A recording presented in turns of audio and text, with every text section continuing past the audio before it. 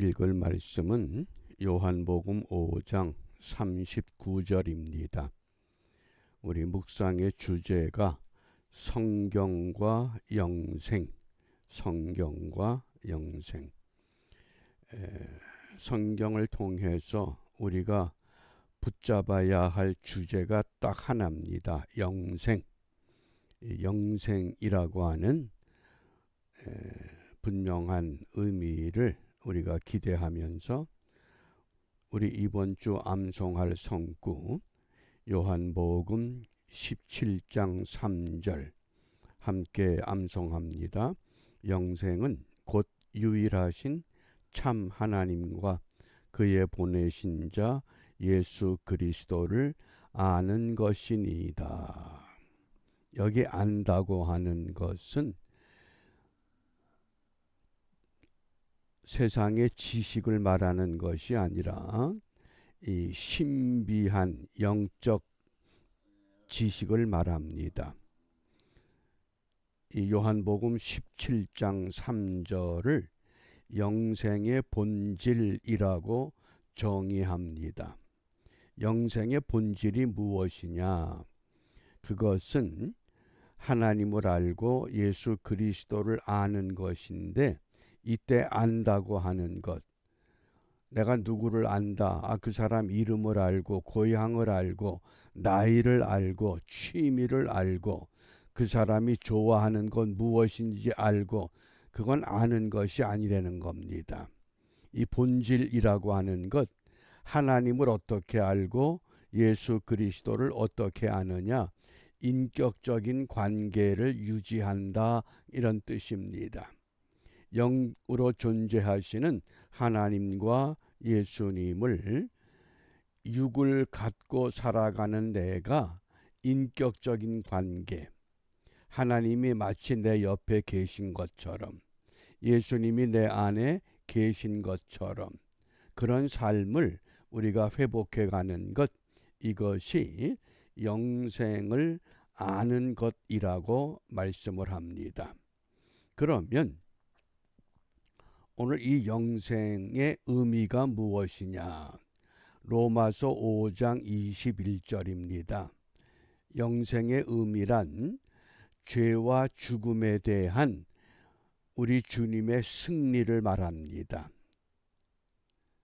영생의 본질은 하나님과 예수 그리스도를 아는 것. 그러므로 하나님과 예수님과의 인격적인 관계, 이 관계를 유지하면서 이 죄와 사망에 대해서 예수님이 이기셨다고 하는 것, 이것을 확신하며 살아가는 것, 그것이 영생의 의미라고 하겠습니다. 로마서 5장 21절, 이는 죄가 사망 안에서 왕노릇한 것 같이. 우리가 영생을 알지 못할 때는 죄가 사망의 왕노릇을 했다. 그런데 은혜도 또한 의로 말미암아 왕노릇하여, 죄와 사망이 왕노릇하던 자리에 예수를 영접함으로 은혜가 들어와서 의가 왕노릇합니다. 어떻게? 우리 주 예수 그리스도로 말미암아 영생에 이르게 하려 합니다. 그렇다고 하면 우리가 죄에 대한 분명한 성경적 정의를 가져야 됩니다. 성경은 무엇을 죄라고 말씀하는가? 우리가 이 한문자에 허물 죄자를 보면 네 가지 아닌 것들을 상징합니다. 죄는 네 가지 아닌 것이다. 그 네 가지 아닌 것을 성경은 불신, 불선, 불의, 불법, 이렇게 네 가지로 정확하게 말씀합니다. 불신이라고 하는 죄는 요한복음 16장 9절 말씀에 죄에 대하여라 함은 저희가 나를 믿지 아니함이요. 예수를 믿지 않는 것, 그것이 죄라고 하는 겁니다. 계속해서 불신의 죄입니다. 그 다음 두 번째 불선, 야고보서 4장 17절입니다. 사람이 선을 행할 줄 알고도 행치 아니하면 죄니라. 우리가 길을 가다가 구걸하는 사람이 있습니다. 우리가 내적 갈등을 일으킵니다. 도와줘야 되느냐 말아야 되느냐. 이렇게 갈등이 일어날 때 그것은 도와주는 것이 선입니다. 내가 판단해서 도와주지 않는 것, 그게 불선이라는 겁니다. 강도 만난 사람의 그 처참한 모습에 대해서 제사장도 보았고 레위 사람도 봤습니다. 도와줘, 도와주지 말어. 갈등을 일으킬 때는 갈등을 해소시켜야 됩니다. 그래서 사람이 선을 행할 줄 알고도 행치 아니하면 죄니라. 그 다음 세 번째 죄라고 하는 것은 불의라고 말씀합니다. 요한일서 5장 17절 모든 불의가 죄로 돼 사망에 이르지 아니하는 죄도 있도다. 이 불의, 의롭지 못한 것. 그 다음 네 번째 불법, 요한일서 3장 4절입니다. 죄를 짓는 자마다 불법을 행하나니 죄는 불법이라. 이 법을 지키지 않는 것, 이것이 죄라고 말씀합니다. 성경은 죄를 네 가지로 정리했습니다. 불신, 불선, 불의, 불법. 그러면 이 죄의 결과가 어떤 상태인가? 죄의 결과를 우리가 알아야 영생의 은혜를 붙잡을 수 있습니다. 죄의 결과는 로마서 6장 23절입니다.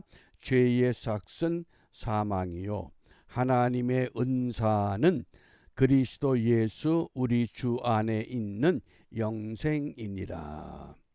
그래서 죄의 결과는 죽음입니다. 그럼 무엇이 죽었느냐? 내가 지금 살아있는데 육체가 살아있다고 하는 것, 그 삶을, 그 생명을 말하는 것이 아니라 영적인 부분에 대한 죽음을 지금 말씀합니다. 그래서 구체적으로 세 가지가 죽습니다.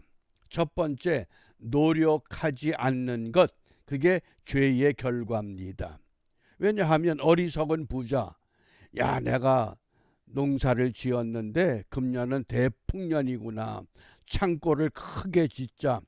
창고에 쌓아두자. 그리고 먹고 마시고 즐기자. 어떤 생활입니까? 자아도취, 현실 만족입니다. 더 이상 노력이 필요 없다. 우리가 노력하지 않는 사람들 보면 목적을 이루어서도 노력하지 않지만은 자기를 비하시켜서 나는 해도 안 되는데, 자기 비하, 이것도 노력하지 못하는 것, 그게 죄의 결과입니다. 그 다음에 두 번째는 이 죄의 결과, 무엇이 죽느냐? 느낌이 죽습니다.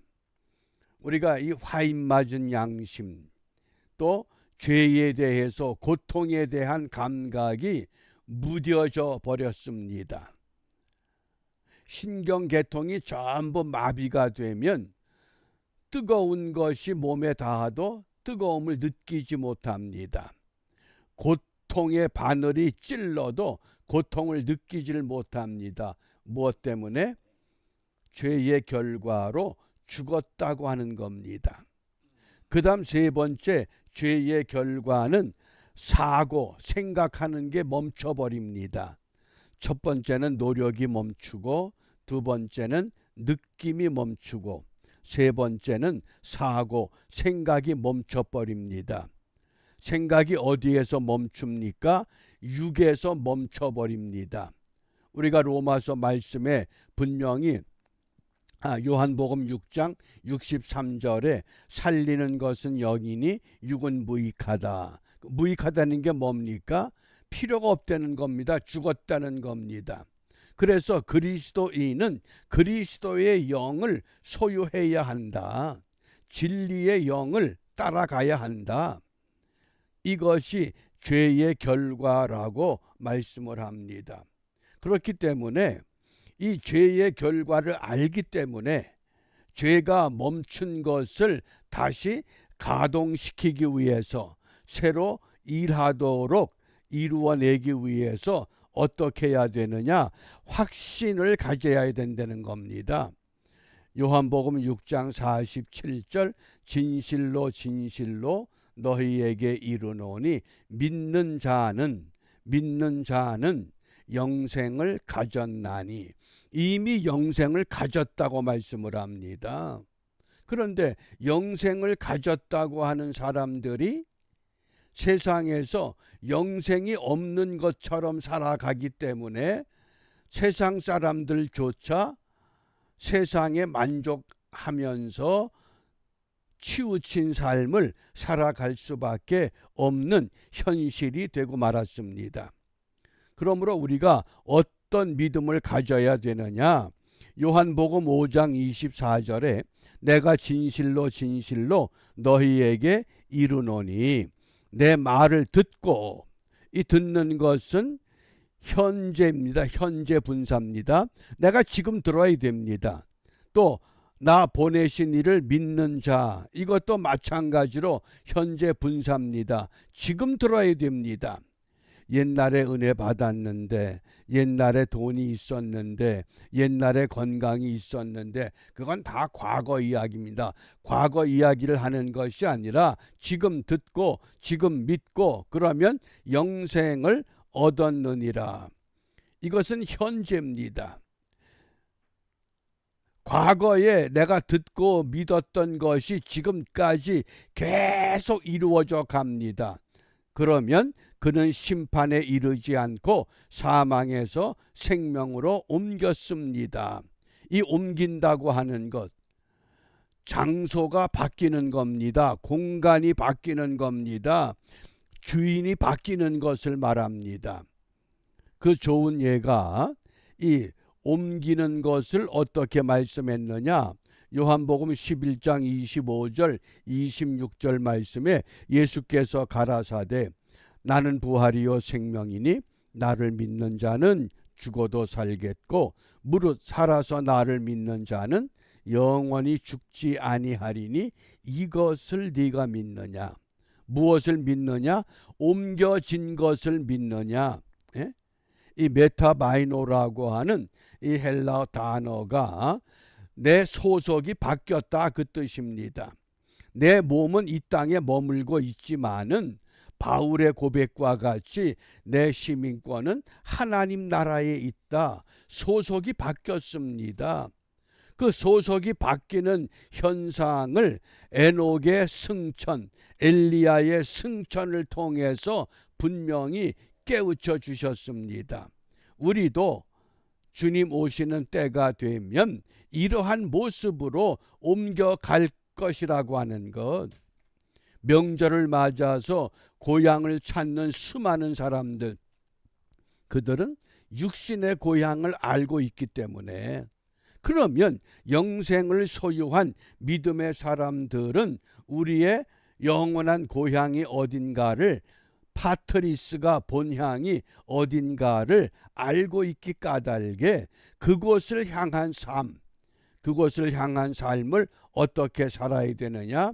히브리서 12장 2절입니다. 믿음의 주여 또 온전케 하시는 이인 예수를 바라보자.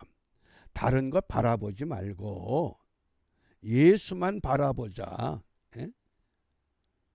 예수가 가려지기 때문에 불평이 있고 원망이 있고 시기가 있고 다툼이 있고 이런 것들이 자꾸 우리 주위에서 맴돕니다. 사탄은 이렇게 우리를 공격합니다. 그러나 영생을 소유한 사람, 보는 목표가 다르기 때문에 진리의 말씀으로 무장하고 능력의 기도로 승리하는 은총의 하루가 우리 앞에 펼쳐질 수 있기를 바랍니다. 기도하겠습니다. 자비하신 아버지 하나님, 영생을 얻은 믿음으로 이 세상에서 믿음의 사람답게 살아갈 수 있도록 저희들을 주 성령으로 붙들어 하나님 편으로 인도하여 주시옵소서.